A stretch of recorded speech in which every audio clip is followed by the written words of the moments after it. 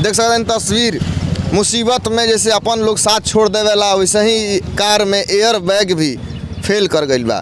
एयर bag भी साथ नहीं के देले। अगर ये ट्रक यहाँ पे नहीं होती, 6 आदमी इस गाड़ी में सवार थे।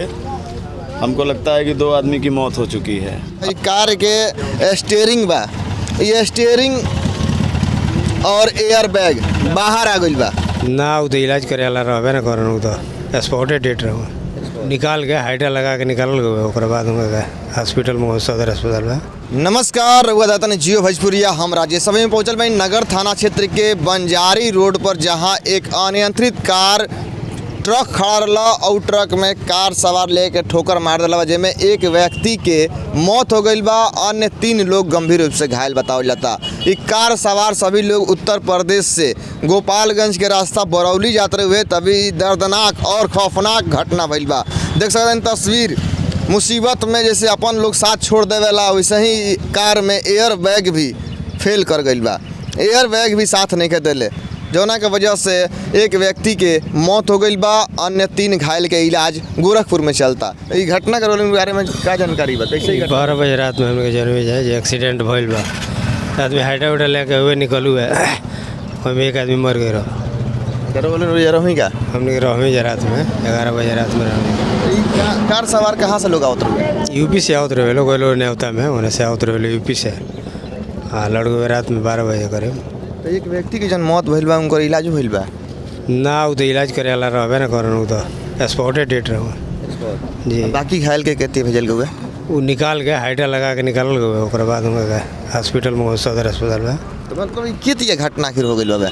वो गाड़ी पहले से खड़ा रहे है, भैया के यौन बैलेंस हो गया, लड़ गए पीछे से मार दिल बैठे होकर। तो जहाँ खड़ा बा वो जने ही कर रहे? बस यही जरा करू है, नीचे ढूक रहे साफ अंदर पूरा कार अंदर घुस गए? अंदर साफ फाइनल अंदर ढूक रहे गाड़ी। 2 हाइटा लागू है, निकला हुआ है। एक आदमी स्पॉटेड डेट रहो, 3 आदमी घायल रहे। पहले वो तस्वीर दिखा दे।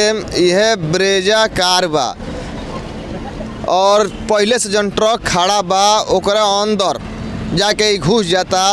स्पीड हाई स्पीड होला है कारण ही दर्दनाक घटना साबित होता है। दूसरा चीज़ रोलक बता दी कि सड़क किनारे NH पर अवैध पार्किंग के वजह से भी आए दिन दुर्घटना का शिकार लोग होता। तो कार के रुआ के बारीकी से दिखाएं। यह वो ब्रेजा कार बा जौना में कुछ लोग सवार होके उत्तर प्रदेश से गोपालगंज आवता। गोपालगंज से बरौली जाए वाला बा सारा लोग। तभी ये दर्दनाक घटना हो जाता है बंजारी रोड में। देख सकतनी तस्वीर है कार के स्टीयरिंग बा, ये स्टीयरिंग और एयर बैग बाहर आ गई बा। तो कार कहीं ना कहीं ओवर हाई स्पीड में हुई, जौना के वजह से ये घटना बतावल जाता। लगभग ये ट्रक यहाँ 1 महीने से खड़ी है, जिसकी वजह से यात्रियों को आने जाने में या फिर ओवरटेक करने में समस्या होती है। अगर ये ट्रक यहाँ पे नहीं होती, 6 आदमी इस गाड़ी में सवार थे।